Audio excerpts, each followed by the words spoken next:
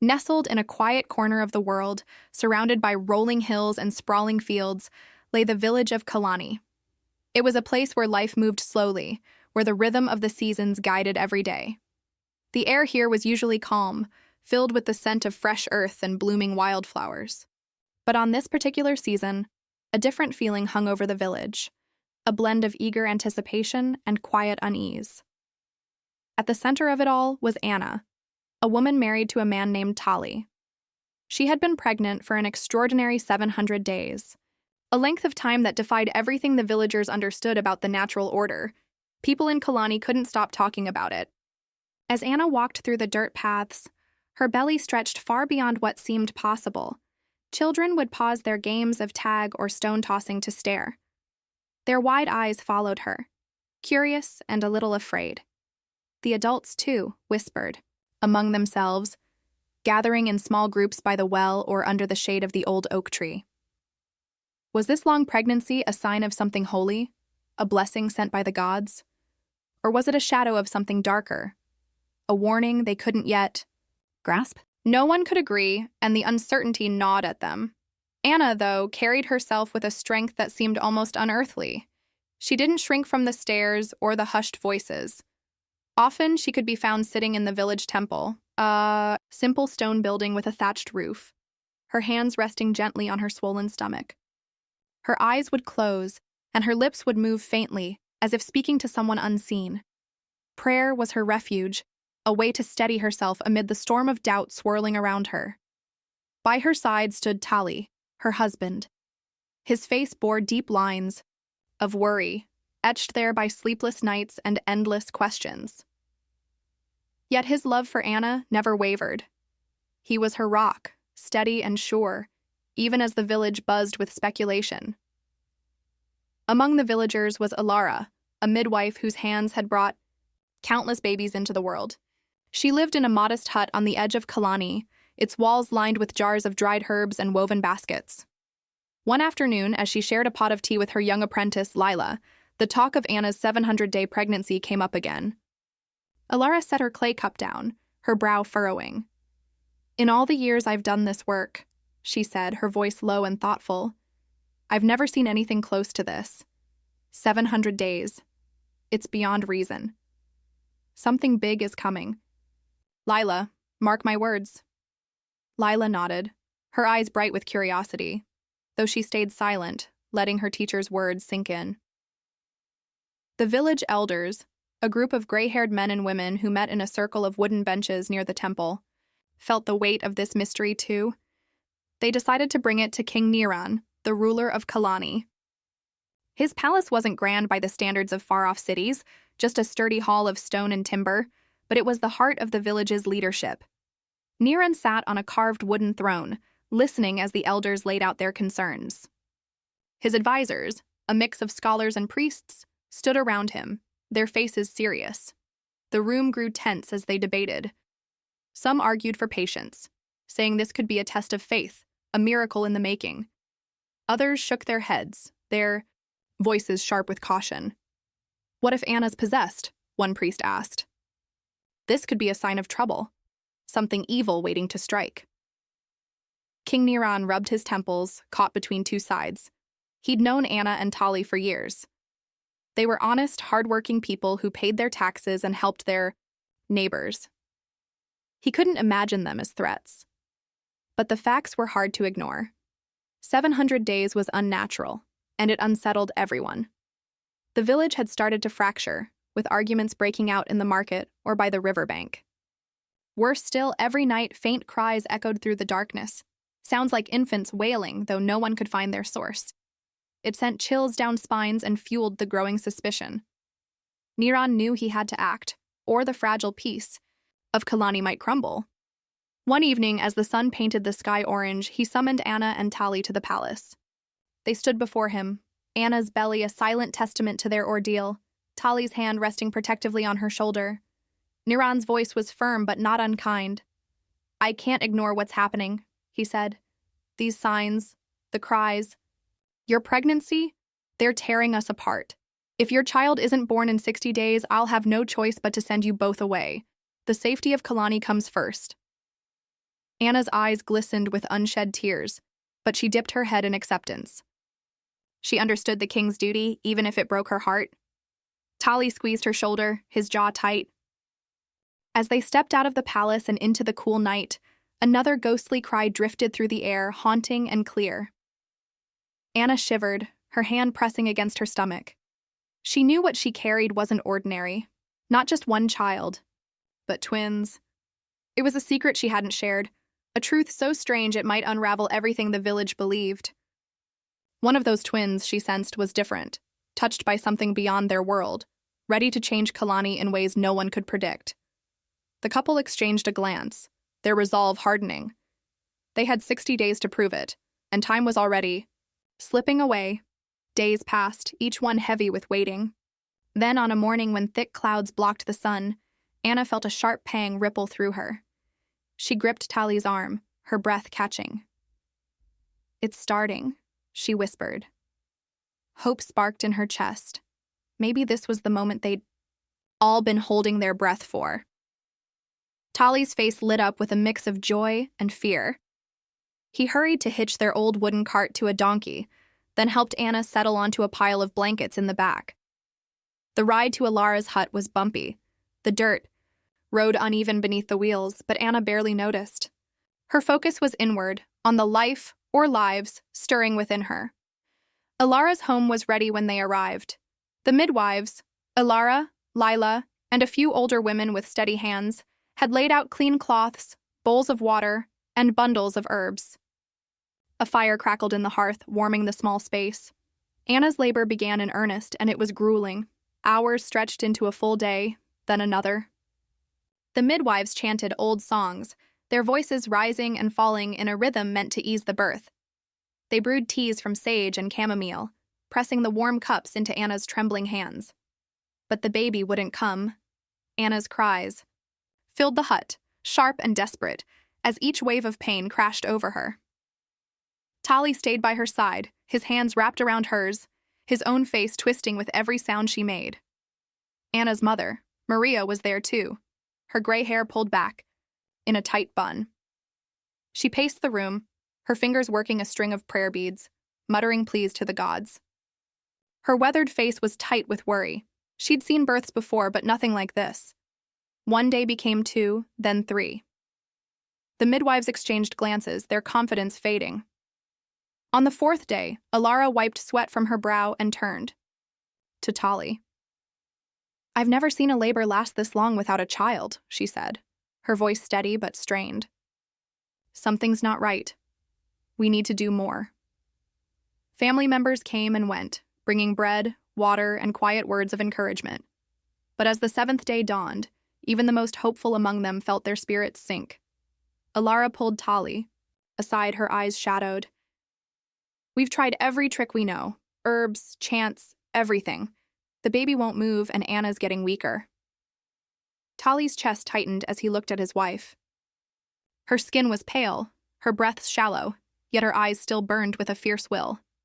He crossed the room and knelt beside her, pressing a kiss to her damp forehead. It was a simple act, but it carried all the love they'd built over years together. And then, as the sun began to set on that 7th day, something changed. Anna let out a scream, different from the others, raw and powerful, as if it could split the world open. Alara hurried to her side, her hands steady despite the shock in her eyes. "It's happening," she said, almost to herself. The room grew still, every breath held. Tali clutched Anna's hand, his knuckles white. With one last shattering cry, Anna gave birth. Alara lifted the child, her fingers trembling as she cradled the tiny form. "It's a girl," she announced, her voice soft with wonder. They laid the baby on Anna's chest, wrapped in a plain linen cloth. Anna looked into her daughter's eyes, deep as the sea, framed by a shock of golden hair that glowed faintly in the firelight. Exhaustion melted away, replaced by a flood of love. "Her name is Marie," Anna murmured, her voice thick with emotion. Tali gazed at his wife and daughter, a swell of pride warming his heart. He leaned down, kissing Anna's cheek, then brushed a finger across Marie's forehead. But then something strange happened. Marie didn't cry. Not a whimper. Not a sound. Her tiny face held an expression too wise, too aware for a newborn. Alara frowned, a chill running through her. A baby's first cry was more than tradition. It was a signal, a bridge between the living and the spirits. She glanced at Anna's belly, still rounded. "The second child," she said quietly, more to herself than anyone else. "It's still there." The room filled with unease. Anna's labor had been unlike any other, long, painful, extraordinary. Now they had a silent baby and another yet to be born. The joy of Marie's arrival was tempered by a growing realization. Their trial wasn't over. Anna held Marie close, her mind spinning. They had 60 days to bring the second child into the world, or exile loomed. As she studied her daughter's calm, unsettling face, a question gnawed at her. Was Marie a gift or a harbinger? Outside, the villagers' restlessness grew. The eerie cries of unseen infants still haunted the nights, and Marie's odd birth only deepened their fears. The story, they'd soon learn, was far from finished. For 7 more days, Anna and Marie stayed with Alara. It was a time of quiet, marvel, and creeping worry. Marie was different, her gaze sharp and focused, her silence unbroken. Anna and Tali often caught themselves watching her, as if she might suddenly speak or reveal some hidden truth. Anna's belly remained swollen, a constant reminder that their family wasn't whole. The midwives tried everything: gentle massages, herbal mixtures, even old chants passed down through generations. But the second child stayed stubbornly inside. As they prepared to leave Alara's hut, Anna turned to Tali, her voice soft but firm. "We need to be ready for whatever comes." Tali nodded, holding Marie against his chest. "I'm with you, always. We'll face it as one." That night, as they settled back into their small home, the village fell into an eerie quiet. The phantom cries that had plagued the nights stopped, leaving a silence that felt heavy, expectant. Anna lay in bed, Marie nestled beside her, while Tali kept watch by the window. Though they didn't know it, their return marked the start of a chain of events that would reshape Kalani and their lives forever. The countdown had begun, and with each passing day, the stakes climbed higher. Weeks slipped by, and the stillness over Kalani grew tense. It was as if the village held its breath, waiting for something to break. Whispers turned to open conversations, then to outright concern. The absence of the nightly cries didn't bring peace. It left a void that unsettled everyone. Soon, word of Anna's situation reached King Lomar, the ruler not just of Kalani, but of all the surrounding villages. He was a tall man with a stern face, his hair streaked with silver from years of hard decisions. From his grand palace, a boye, stone fortress adorned with tapestries of Kalani's history, he called Anna and Tali to stand before him. The royal chamber was vast, its walls telling tales of battles and harvests long past. But Anna and Tali barely noticed, their eyes fixed on Lomar. Marie rested in Anna's arms, silent as ever. The king's voice echoed off the stone. "You have 60 days for the second twin to be born," he said, his tone grave. "If it doesn't happen, you'll be exiled, and Marie will be sacrificed." The words hit like a blow. Anna's heart dropped, a wave of despair washing over her. Tali's hands balled into fists, though he kept his composure. "The village can't live in fear forever," Lomar continued. "I have to think of my people." Tears pricked Anna's eyes as she looked at Marie, her beautiful, quiet daughter. The thought of losing her was unbearable. Tali stepped forward, his voice steady. "Your Majesty, we can't force the child to come. Please spare Marie. She's done nothing wrong." Lomar studied them, his gaze lingering on the silent infant. After a long, heavy moment, he sighed. "You have 60 days. But if the child isn't born, exile awaits, and Marie's fate will be out of my hands." As they left, the weight of his ruling pressed down on them. Villagers watched them pass, their eyes a mix of pity and distrust. The days ahead would be their hardest yet. The 60 days flew by, each one piling more despair onto Anna and Tali. They prayed, they performed rituals, they begged the gods, but the second child remained unborn. On the final day, they stood at the village's edge, holding each other tightly. The air buzzed with tension as the community gathered. King Lomar approached, his expression blank. "Your time is up," he said. "You are banished from Kalani, never to return unless the second child is born." Tali started to speak, but Lomar raised a hand. "Marie stays. Her fate lies with the gods and the elders." Two guards stepped forward, gently but firmly taking Marie from Anna's arms. Anna felt her soul tear as she kissed Marie's forehead one last time. The baby's deep eyes met hers, reflecting an uncanny understanding. As they were led away, a low wail rose from the crowd, a shared cry of sorrow, fear, and relief. The villagers watched until Anna and Tali vanished into the thick forest that marked Kalani's boundary. They walked in silence, each step a painful echo of the life they'd lost. Their hearts carried the weight of exile, the uncertainty of their unborn child, and the agony of leaving Marie behind. Anna broke down, tears streaming. "What will become of us? Of Marie?" Tali pulled her close, his own eyes stinging.